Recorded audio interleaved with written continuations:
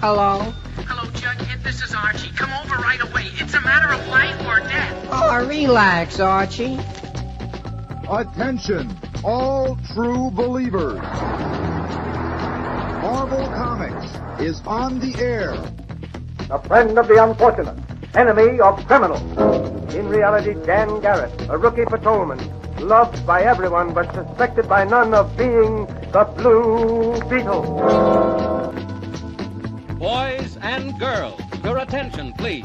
Presenting a new exciting radio program featuring the thrilling adventures of an amazing and incredible personality. Faster than an airplane, more powerful than a locomotive, impervious to bullets.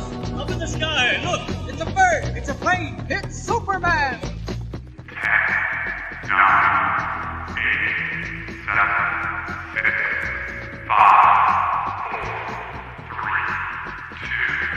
2, 1.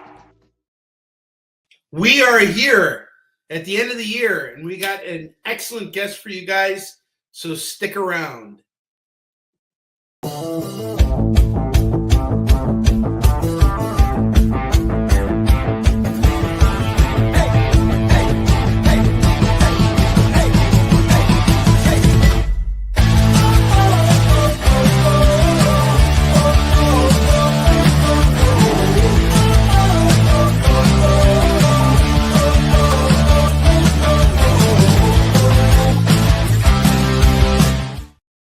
What is up, everybody? Welcome back to Kickin' It with Henry. This isn't the live shopping show. It is the live interview show. You guys got a glimpse of my dirty background over here. So we got a nice clean background here. So I'm kind of looking all weird here with it. But here we are. And we have an amazing guest for you guys to chat with today. This is one of the most, if I had to give somebody in the independent comics community like a person of the year, this is the person who I would give that that title to. And it is my honor to welcome Mr. Fish Lee to Kickin' It. What is up, man? I am touched. Thank you very much. I appreciate it. It's good to be here, man. You've had a pretty impressive year, man. I mean, like, you know, our paths have crossed a couple times, but just I have to say, like, one of the highlights of the year for me, from like what I've seen from you, is just how you've been hitting TikTok and other, you know, live stream platforms, and just really doing an amazing job of promoting yourself. But before we get into all that, why don't you tell us all who you are and what you do? I am Mr. Fish of Mr. Fish Comics. I was once called the fastest working man in indie comics, and I took that name and ran with it, buddy. I am right now working on my 107th book in 5 years that I've worked on. The majority of those, I have done the pencils, inks, colors, letters, the whole 9 yards. You hand me a script, I give you a finished book. I did 21 books this year, like 478 pages of artwork for books, along with other stuff like some other things I didn't count, like pinups and character illustrations and stuff. But 478 pages I drew this year, over 21 books that I worked on, and published like 5 of my own, I think, and like 6 mini comics. I've been busy. Yes, you have. Yes, you have.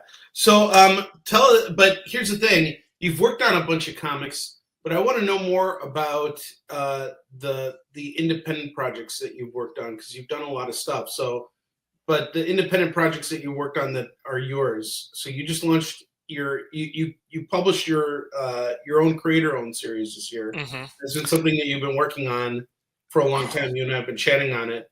Oh, and yeah. It's something you put a lot of energy and focus into. Tell us about that. I've worked on several projects now of my own. Like, I started 6 years ago with a comic book, T-Man and Hyperstrike, about a superhero team with Tourette's and ADHD, like I grew up with, trying to help inspire the kids I was working with as an online advocate to see the heroes in themselves and not let the world beat them down with, you know, ideas that you're a weirdo or whatever. Like, our Tourette's might make us tick, but it also makes us awesome. And I wouldn't be able to knock out as many books as I knock out if my brain wasn't wired a little bit crooked. And then I got so busy doing everybody else's books after that that it was a while before I got to go back to my own creator-owned stuff, like Green Zone Life in the Blocks and my Fishtails anthology and The Mighty Caw, the Cro-Magnon. But the series that I'm super excited to have been working on, like you were saying, I've been working on the story that is now Alice Lost in Wonderland for 30 years. Like, it was the first idea I had that was truly my idea, and taking all the concepts that I love and turning it into a new story, not just a knockoff of the Hulk or a knockoff of the X-Men like I did when I was a kid, but this was mine. And, what started out as a power fantasy kind of story when I was a kid, over the years has evolved to include like all the different stages that we go through as we grow up, and who you are as a child when you think you know it all, or who you are when the world kicks you in the teeth and teaches you that you don't, who you are as a wise elder, who you are when you get pushed to the limit and do things that you regret. The way you can try not to make all the mistakes that your parents made, and you can work so hard that you go all the way around the barnyard and come back to the same place and make a whole new set of mistakes, and how you could try and do everything right with your kids and not make the mistakes your parents made and still have your kids hate you. And generational trauma and all this stuff. The story got so much richer over the years than it started out when I was younger. So I'm glad I had 30 years to marinate on this story, and it was one of the greatest joys of my life to actually get to send it out to people, finally see it be published. My son, Barely, who just turns 21 on Christmas, has listened to this story his entire life. He got to help color the book. He colored like half of it. And you'd be hard pressed to tell which pages he did, which pages I did. And getting to work with him on a project he's listened to his whole life was really awesome for both of us. And he's made me really proud. He did a great job on it. It's interesting. I think so much of our work is personal. It's our personal stamp and imprint on the world. Like Warline is definitely that for me. It's anybody who knows me personally will be able to know what I'm going through and read that book and be like, oh, I get what he's talking to here. And it's interesting how you mentioned this too with Elson and everything you're doing with that. So let's take it a step back. So what was the thing that made you say, this is the book that I want to, pursue for the next, however many years before I can get it made and actually see it through? And why Alice? What is it about Alice in Wonderland that was like, the Alice in Wonderland aspect is relatively recent. Like, that got added into the story. Originally, it was a story about this time traveling barbarian guy. Like, what would happen if you just gave anybody, like say Conan, a sword that could cut through reality, and he could travel time and space and go wherever he wanted. So I could have adventure stories, I could have stories from my D&D game in there, I could have sci-fi stories and Blade Runner type stories, whatever I wanted to do, because he could go anywhere. And as a kid, I was like, well, of course, you're not going to just go around being an altruistic good guy. You're going to be selfish, and you're going to do things for yourself, and you're going to get in trouble, and you're going to have people coming after you. And all of a sudden, all of these villains and stuff chasing him, and all this time travel nonsense back and forth was what fascinated me when I was younger. But as time went on, and like I struggled to become a father, and we adopted and all this stuff, the idea of him adopting a child came in, and seeing how many people around me that I knew like had kids way too young when they were in high school and stuff, and were really crappy parents because they weren't an adult themselves yet, much less ready to be a parent. And so the idea of adding that aspect on, of like, he gets this kid that he takes under his wing, and he tries really hard to be a parent, but he's not very good at it, and he doesn't know how to do it very well, and he didn't have very good examples. So eventually she grows up to kind of hate him and become like a villain in his life and want to tear him down because she hates him and blames everything on him. And it became this really interesting story. And then I was talking with a friend of mine maybe a year and a half ago, 2 years ago now, and he was asking me, like, where do you come up with all these story ideas, and I was like, dude, you could come up with a story from anywhere. Like, take nursery rhymes and, set them in a different place. Like, what would Little Boy Blue be like if it was on an alien planet and, the sheep in the meadow was the size of a kaiju and, he uses this horn to control it? Like, what would that be? You can make a really interesting story out of anything.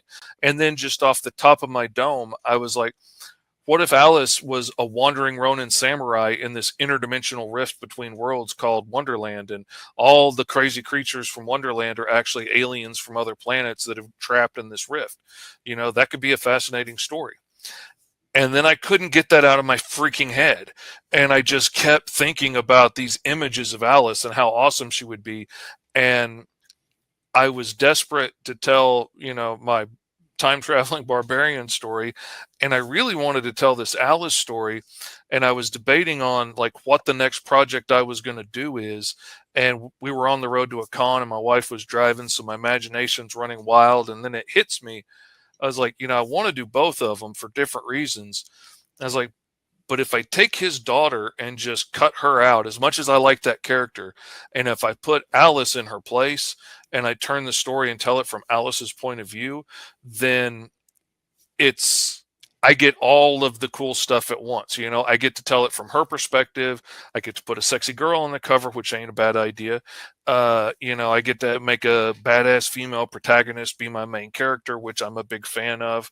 And and then we get to see it more from her point of view, like how she got damaged along the way, why she holds it against him, why she hates him, why she wants to take him down.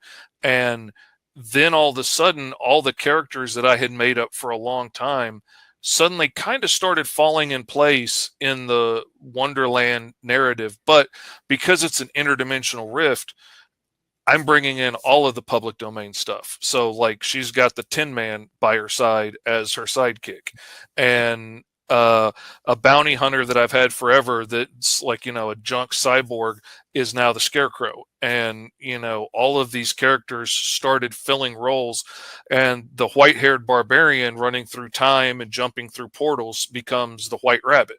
And it's a great name because he's always on the run and he's always being chased. And, everything just suddenly fit so interestingly, and I loved it. And then I started to run with it, and now here we are. It's going to be my main creator-owned thing after this. I'm finishing up Green Zone issue 4 to finish that first arc, which it'll go live in February on Kickstarter. And then after that, it's going to be Alice from here on out for a while. So, Fish, one thing that I envy about you is that you're able to have so much more output because of the fact that you draw and you're able to write and do everything together. Mm-hmm. But the one thing that I'm seeing that we both have in common is that it takes time for our ideas to marinate. Oh, but yeah. On the production side, you have a major advantage in the sense that you can put out more because you are doing a lot on your own. What's that process like? Because I'm honestly kind of jealous of you. I wish I could draw. I get that a lot. I draw like little stick figures, booting. I keep saying, man, all you got to do is lock yourself in a room for 40 years and do nothing but draw, and you'll get there, man. That it's not that hard. That's what I did. I just hyper focused and didn't do anything else. But I have to say though, there is a level of talent that comes with that, Oh yeah, like if my brain wasn't wired the way it is, I wouldn't be as creative as I am. I wouldn't spit out as many brand new ideas all of the time.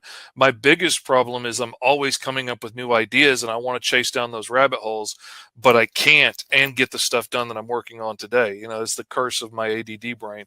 If my brain wasn't misfiring all the time from the Tourette's, I probably wouldn't be as fast as I am, which even for people that are just drawing books, I'm fast usually. Like I've knocked out entire books in 12 days before. I once penciled a book in 28 hours, which drives me up the freaking wall because I took a nap that day. And if I didn't take a nap, I would have hit 24 hours. But, it took me less than 24 hours, but I can't say that because then you're going to think my OCD won't let go. But yeah, I'm quick, which helps. My art, unlike a lot of people that, came of age in the 90s, I don't fill the entire page with nothing but cross hatching. So that saves me a lot of time. And I went back to scratch and retaught myself how to draw a couple of times along the way. And once specifically because like I was trying real hard to be like a mix between a Todd McFarlane and Jim Lee clone. And then I realized like if they want Todd McFarlane or Jim Lee, they're going to hire them, or some of the guys that were much better specific clones of them than I am. So I was like, I went back from scratch and retaught myself how to draw from the ground up so that my style looked like me and didn't look like, tips and tricks I was getting from somebody else. And in the process, my artwork came out a lot more simple. And so it's a lot more about line weight and spot blacks and stuff than it is, super crazy feathering, cross hatching, which saves me time, which lets me go faster. I had to start working digitally because of my Tourette's, because at the time my hands just got way too shaky to be able to like have a brush and an open bottle of ink anywhere near me anymore. Like that just wasn't safe. And so I had to learn to work digitally, which was a bit of a learning curve. But then once I started to figure it out, and I've always been, a computer minded guy anyway, I started to learn lots of little things that could really help speed me up. And then once I realized, since I'm not working in permanent black ink on a piece of paper and there's, no way to fix it if I make a big mistake, I don't have to get my pencils as tight as I used to have to get them before I took a brush to a piece of paper. And so now sometimes when I pencil a book that I know really well, a lot of the characters might just be rough shapes with like a cross on their face for where the face is going to be. And then I'll draw that in ink, and it's easier for me to fix it if I make a mistake. And that shaves hours off the process. And, lots of little things like that I've picked up along the way has just really sped up my process and made things go a lot faster. And, to the point that sometimes I overbook myself and I'm like, oh yeah, I can get all this stuff knocked out in a month, and then realize I just, promised 3 months worth of work that I got to get done. It's a bit of a problem sometimes. Well, do you ever feel, I'm assuming do you ever feel like really secluded being, the guy who does everything, like not having anybody that you collaborate with necessarily, but being the guy that's just like stuck with the story and the art, is it a large burden to carry? It's easy for me to be envious because the grass is always greener, so to speak. But I'm envious of writers. Like I'm envious of the guys that like just write and have to worry about like the Kickstarter campaign and getting social media posts and stuff done. Like I could be so much more effective at running my Kickstarters if I didn't have to do everything by myself for my books. And I'm envious of the guys that, just write it and hand it off to somebody, and then you've got weeks or months to prep other stuff while somebody else is drawing it. Oh my gosh, if I had an inker and a colorist that I could depend on for that stuff, I would be so excited. Yeah, until you got to pay them. Then it's yeah. I mean, that's part of the problem. Like I hire a flatter now because she sped me up so much that it's worth the money that I spend on her for that.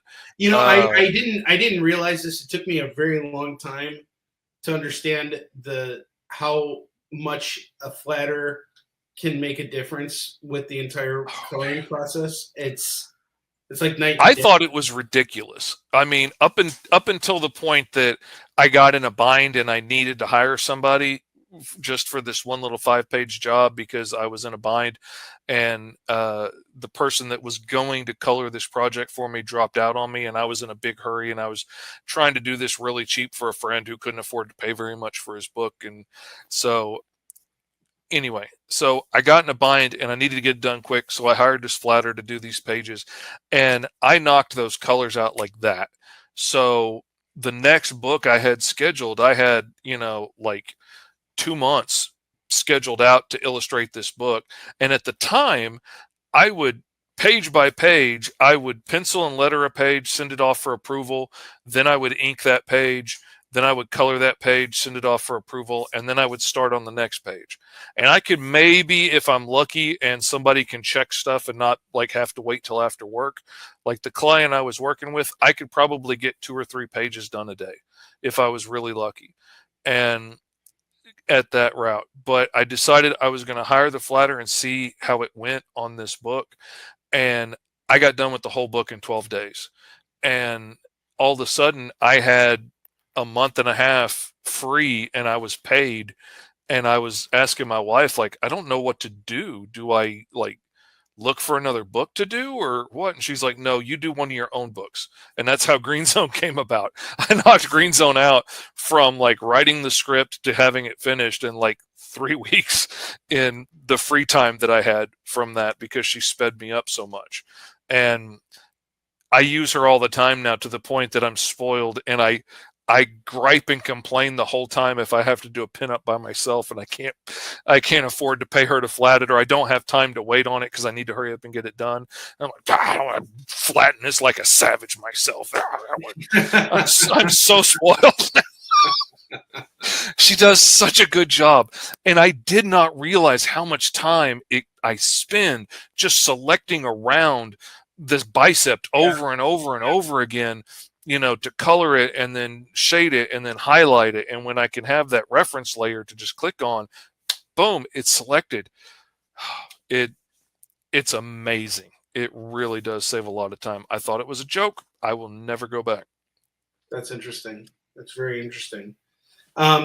So we're gonna get more into the marketing side of that in a minute here.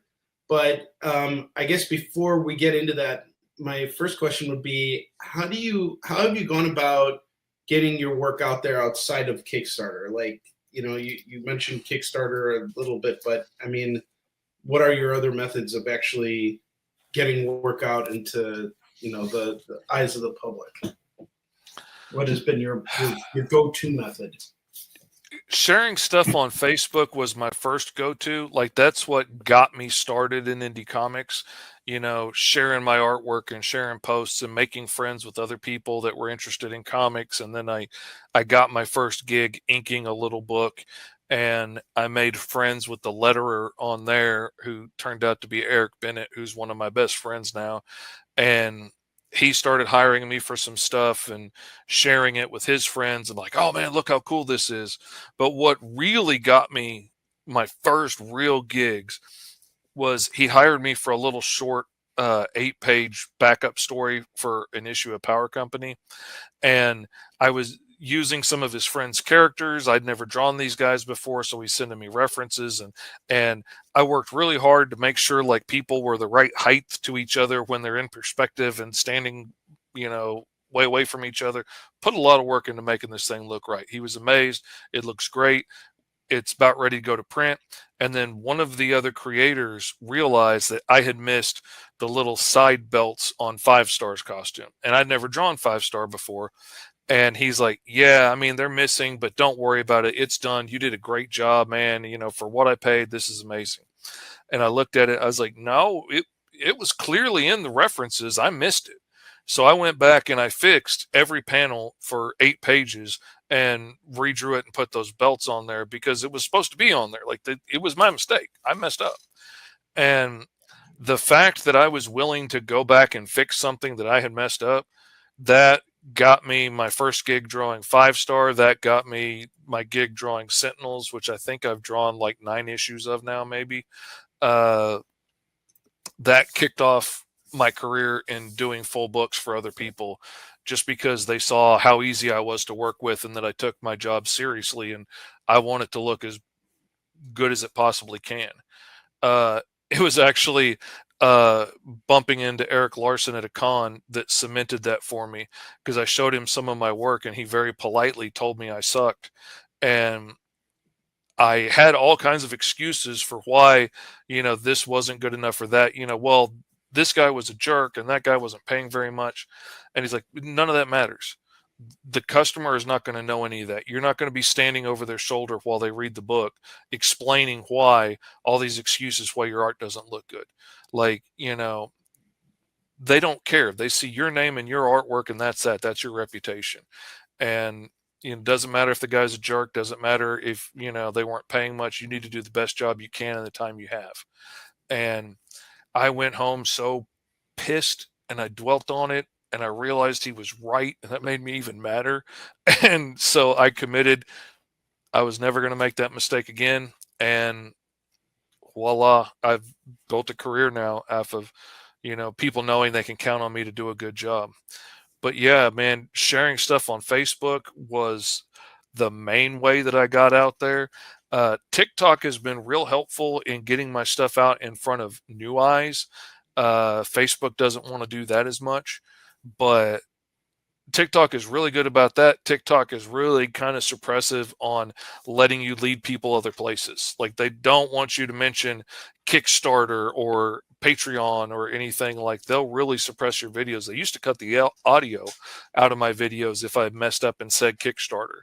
It seems like just something they do randomly, which honestly kind of defeats the purpose of using these platforms to begin with. Mm-hmm.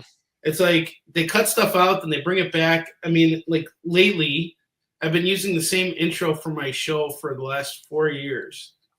And just this week, I started getting, notifications from Facebook that like, oh, you're in violation of a copyright infringement. I'm like, first off, when I went online and I typed it up, I was looking for non-copyright music, that I could use license free. And now it's an issue, but it was an issue for the experience too, which is why they actually ended up having to change my intro. But they like cut out the audio for a second, and it's like it's such an arbitrary thing. It's almost as if like they just are, for some weird reason, they just don't want our stuff to be heard. I'll get copyright bans for music that I'm paying for the copyright on. Yeah. But because they don't own the copyright for it, they're assuming I can't either. And so there's no arguing with it because you're arguing with bots most of the time. But yeah, like when I started originally doing a cartoon about my life with Tourette syndrome, a friend of mine convinced me to make a Facebook page for that cartoon, Tourette's Life, which is now my Mr. Fish Comics page. And it real quickly got up to like, 4,000 people following it. And back in the day when I would post anything on there, at least, 3,000 people would at least have it come across their screen now. Like now, I can't get 200 people to see anything that I post there, no matter how often I post, no matter how regularly. Even if I paid to promote a post, which I think is the big problem, because once you pay, they only want you to pay. But even if I pay, I'm lucky if I get 400 people to see it. I'm never going to get the nearly 5,000 people that followed that page to see what I'm up to. They're never going to see it. So there's no real point. There's no motivation for me to continue putting serious effort into trying to build that page when Facebook isn't going to honor that, at least with TikTok, they always show my stuff to new viewers. Even if only 200 people see a video, usually, 60 or 80% of those were new viewers and not necessarily the people that follow me, but they're showing it to new people all the time. And I always get some new people following me every day over there, which, I'm going to hate to lose that with whatever happens in the future, but it's been a fun ride. But there's always going to be another platform to have to figure out and someplace else to go and, another avenue to figure out, whether it be, YouTube or Blue Sky or, whatever comes next. Oh, of course. So let's go into this a little bit. You've been doing this thing that I think was really cool. You're wearing sunglasses that say Mr. Fish on there, and you've almost adopted this persona. Oh, man, I've got them here somewhere. So, there's one thing to get advice from different comic creators who have made it, getting your artwork ripped apart by Eric Larson. It's like we all kind of go through this process of getting chastised by those who have made it. That's kind of like your Mhm. rite of passage. And it's a necessary thing. I almost think it's a test. It's almost kind of like hazing in a way. It's like, can you handle feedback? Mhm. Can you grow from negative feedback? Can you actually have someone tell you that you suck and that you're never going to make it? And can you grow from that? I That's personally, a hard thing. Like I've been yeah, making my living as an artist since junior high, and it's been my main job. I've worked a couple of gas stations and uh, worked third shift at Walmart stocking toys for Christmas one year, but everything else has been off the back of artwork. And so I had to get over real quick that this is a piece of my soul, and if you say it stinks, then you're cursing me. And you know, no, it's a piece of artwork for pay. If you don't like it, I need to fix it so I get paid. Like I'm doing something for you. I want you to be happy with it. If I can have fun doing it too, that's awesome. But drawing's better than digging a ditch, man. I will take that all day long. I'll take hand cramps and neck pain over a broken back out in the sun all day digging ditches, man. I'm happy. you know what? That's a great attitude to have. Like to be able to be able to have that attitude, I think is really important. And like when it comes to the actual like getting that aspect of it, that's only I think one side of the job when you're in independent comics. The other side of it is you got to now be your own. You got to be your own like marketing guy. You got to be your front man. You're your guy. Oh man. If you can't do that, which a lot of these guys honestly have a hard time doing because it's a Hmm. pretty isolating job. Like you're sitting It behind. is. You in particular, you're writing and drawing. You're by yourself all the time. But like here I am talking to you, and you're like one of the most outgoing people ever. I mean, when I saw you at C2E2, just the way you were so accommodating to everybody and so kind, especially at the heroic awards. You also told me some of the stories you had gone through. It was just like you had a really strong understanding of how to be your own frontman. Where does that come from? What are your big inspirations for that? Because I think that's the one thing they don't teach you in comics. They can break you down for your artwork, but they can't tell Oh, you how to be your biggest advocate. And that is, it's funny. It's really funny that you asked that because it took me a while to figure it out. And I only recently, like in the last couple of years, really totally figured out why, like, I was scared of the idea of getting on TikTok because, like, if I have my way, I would just keep my head down drawing stories all day. Somebody else could be the front man. Somebody else can be the Stan Lee. I'd be perfectly happy being the Jack Kirby and just keep my head down knocking out pages. But, that's not the way it is. So I had to step out there and do it. And it came pretty naturally. And I've always done well with jobs like being in the public eye and stuff. And, even though I hate it because like I'm autistic and I'm introverted and I would rather just, like stick to the stuff that I like and stick where I'm comfortable. But the funny thing about it is because I grew up undiagnosed autistic and I had to figure out how to fit in the world and how to communicate with other people and how to, not be alone in a room by myself all the time. I ended up creating a mask like most autistic people do to put on in front of other people. And I was raised in the 80s, so both of my parents were working all the time. After the divorce, my mom was working like 100 hours a week sometimes. So I was pretty much raised by TV. So I built my mask off of people on TV. And so when it came time to get in front of a camera or stand in front of people, like it was real easy to take the mask that I created over all these years and just turn it up a little bit. And then all of a sudden it's, hey, I'm your Uncle Fish. I love you. Hey, you like indie comics? I got some of the most independent comics in the world you're ever going to see. And, it's just, it's easy to turn it up just a little bit. And I'm that pitch man on TV because it's, there's a lot of, MacGyver and stuff like that all got cobbled together, and the fawns and stuff to try and make this personality that I wore, to fit in with people on the outside. And and kind of like armor to keep people at bay so they didn't get close enough to get to the real me and, potentially hurt my feelings or something, because everything's turned up to 11. And, like, it's funny, like with the glasses, I just did it on a whim for one of Tony Clapper's Kickstarters for 5-star, and we started this whole wrestling bit.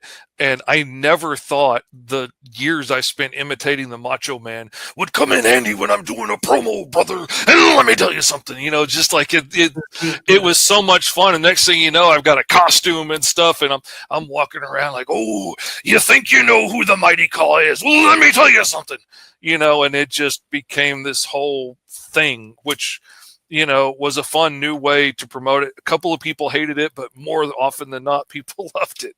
And, got some attention and got some more people out there. And if it'll get somebody to go check out the book, I'm all about giving it a shot, because I think the books are pretty good.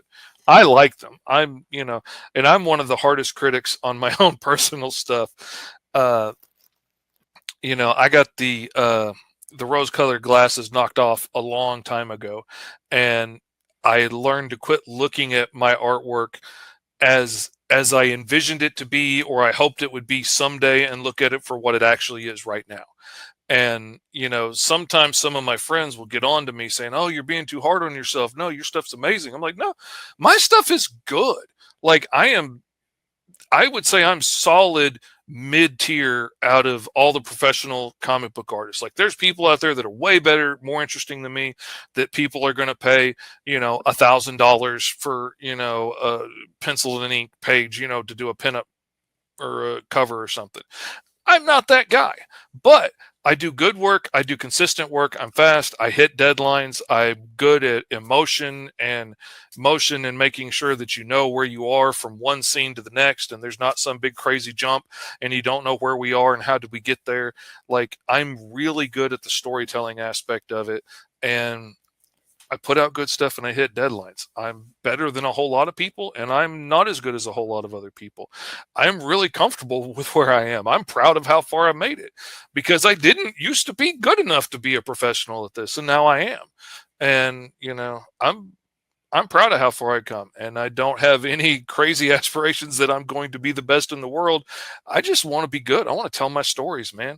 I want to tell stories that move people, that make people cheer. I want people to yell out the sound effects when stuff happens.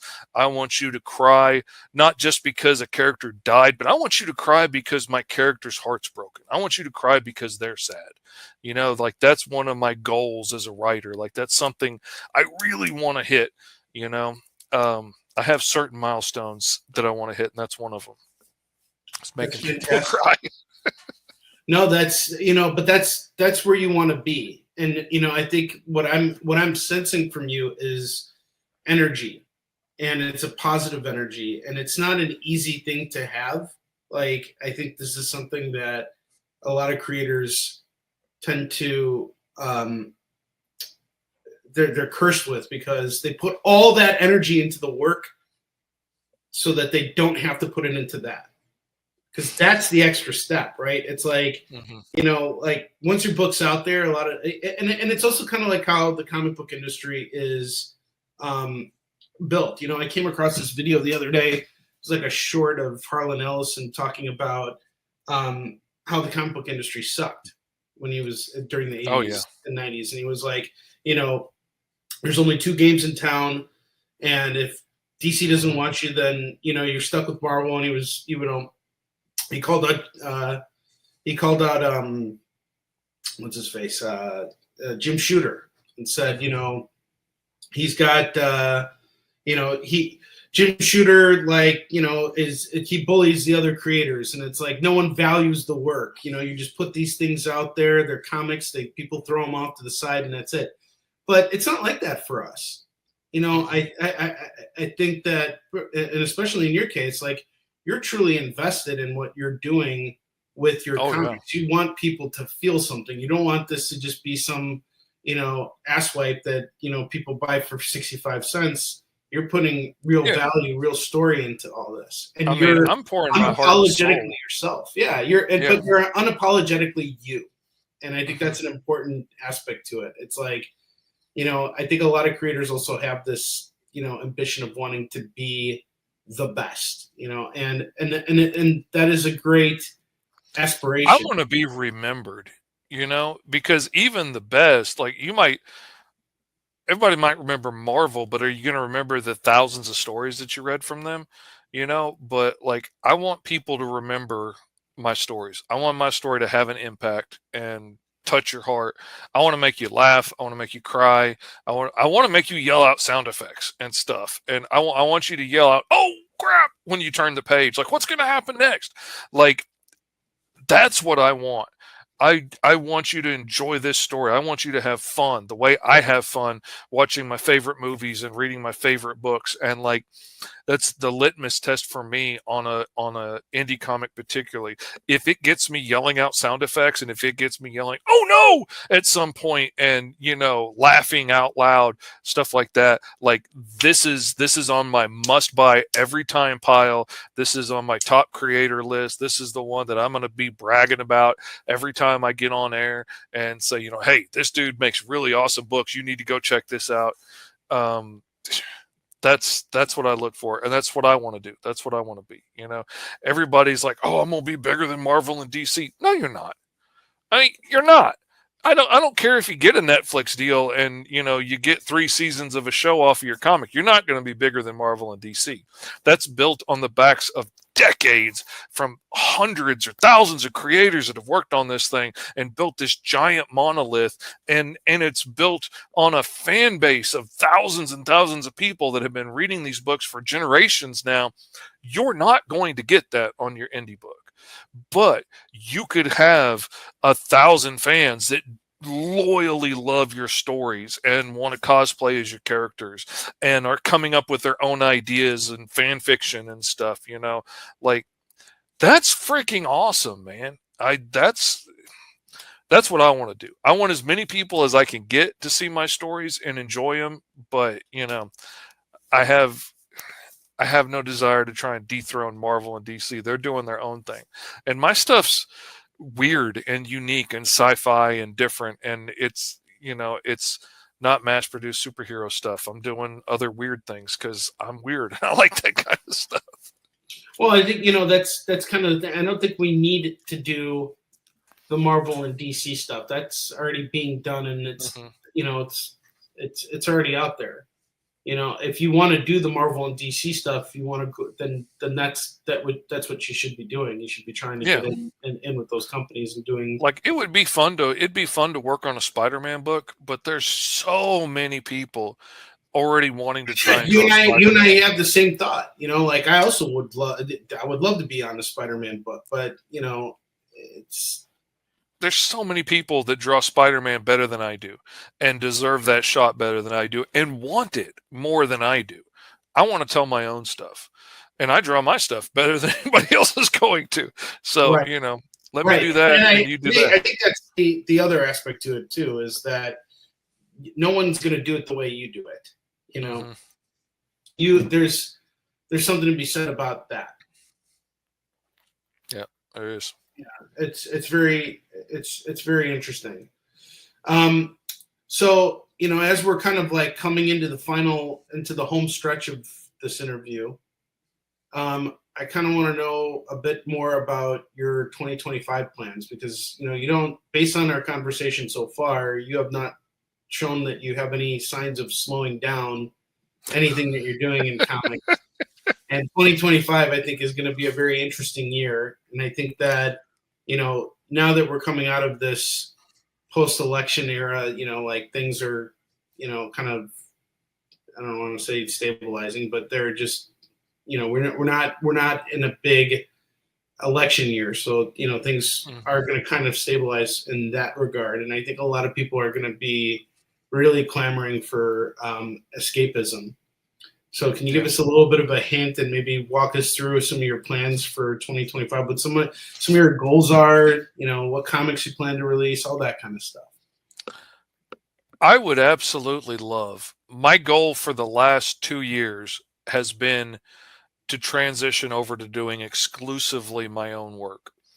And the first year I made it 7 months out of 12 on just my own stuff, which was amazing. I missed my goal of 12 months, but I was really proud to hit 7 months of surviving on my own stuff. This year, I'd have to actually really hardcore go back and look at it. I think I've probably done 6 months of my own stuff this year. It's probably about half and half with client work.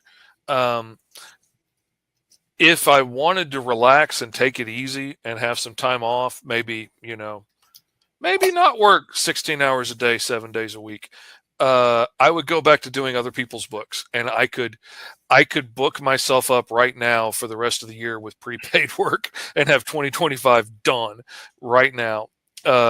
If I was willing to go back and do that. As it is, I'm having to start telling people no that are like, hey, for next year, I'm like, actually, I'm already booked up with about all I can fit in. In February, we launch issue 4 of Green Zone, and then soon after, we'll be doing the trade, which will have all the combined issues and extra side stories and other stories that have been published in other places with other characters from the world of Green Zone and stuff to help flesh it out, with bios on all of the characters, not just the guys that got covered in the original source book. And I'm going to pack it full of everything, like my first drawings of Virgil, everything. That'll be coming out soon after that. And then it'll be several books of Alice. It'd be nice if I could get 6 issues of Alice out this year, but I'm also going to be taking on a few more client books this year just to help even out the cash flow a little bit, and not make things quite so tense as it is doing that, surviving off my own stuff, because it's more profitable to do other people's books. Well, of course, it actually is profitable because it's not your investment. It's like I want, if you hire me for a book, I want your book to be successful, and I will do everything I can to make it the best possible book I can put out there. And I will share every post that you want to send me. I will do everything I can to help drive people out there to back it. But ultimately, when it comes down to it, I've already been paid.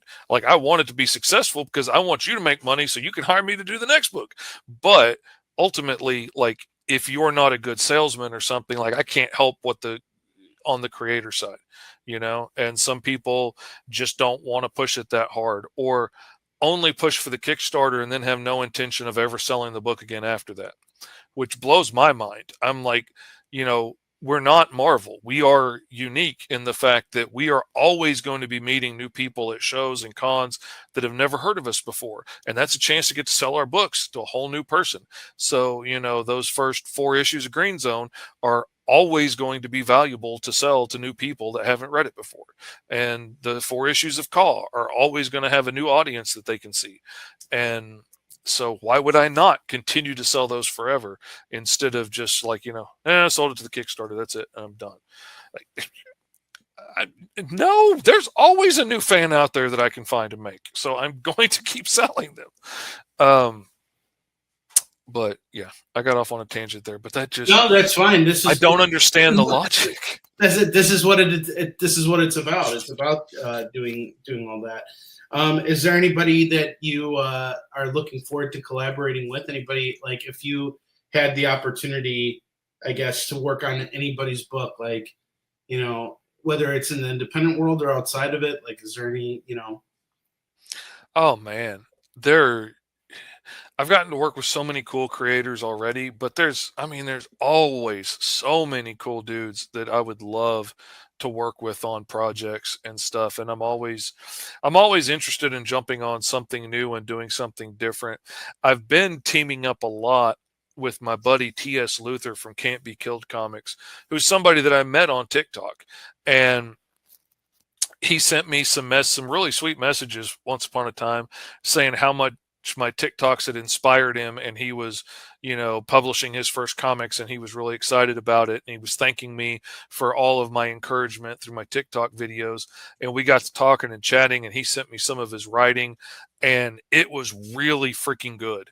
And so good that I got a little mad when I found out he already had an artist illustrating it, because I really wanted to do it myself. I ended up getting to letter the book, but I was a little mad I didn't get to draw it. And that was Hellion and Bash, which just came out on Kickstarter this year and did good. And it's going to be an amazing series. And I started asking him to help edit my stuff, because he's working full time pursuing a career in comics as well. So he has time during the day. He's not at a day job like a lot of other people that I know. And so he had the freedom and the drive and the hunger. And so we started working together, and he's a great writer. He's a great editor. He's got great ideas. I let him write some stuff for me, and now he's parlayed that into 10 books he's putting out through different publishers this year. And he's got his 2025 lined up, man. He's got so much stuff coming out, and I'm going to be doing a book with him as repayment for all the great help he's given me, because he's got a better business mindset than I do, which is the other problem with indie comics. Like, when you have to do it all by yourself, you may not be good at something. Like, you may not be good at the social media aspect. You may not be good at marketing. You may not be good at the business side. You might not be that organized. But I think there's a real opportunity out there for other people that love comics and have always wanted to help, that may not be a writer or an artist, but you're really organized, or you're really good at, figuring out social media and hashtags that are going to get more views on something, or whatever it is. I think there's a lot of opportunity out there for people to collaborate and get to be a part of the process, because some of the most valuable people I've seen in any process have been like people that used to be an intern and now work full time for this small publisher. And they're the ones that get everything done, because, the creatives can be creative. And then you got these other people behind the scenes that are the ones that get stuff done, and I'm going to be working with him some, and we're actually talking about working on some pitch packages to pitch up the ladder to some bigger publishers, and see if we can't get some nibbles somewhere to send some of this stuff out and maybe make a little bit more money on it, which would be nice.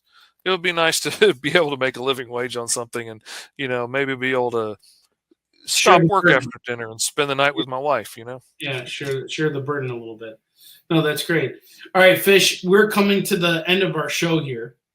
So, first off, thank you so much for making the time to be here with us. And, Absolutely. I think there's just so much great stuff that's going to be remembered from this interview. So thank you for being here for that. But if you have any last words you want to say, let us know where we can follow you on social media, all those wonderful things. That would be great. But feel free. We got about another minute to go here. Yeah, I am Mr. Fish Comics on all social media, YouTube, TikTok, Facebook, Twitch, everywhere. And gomrfish.com will take you directly to the next project that I'm working on. Right now, it takes you to the pre-launch page for Green Zone issue 4, so you could go sign up, gomrfish.com, and that will always take you to the next project. So if you're watching this later down the road, it might be Alice issue 10, but gomrfish.com will take you right there. Awesome. Fish, thank you so much.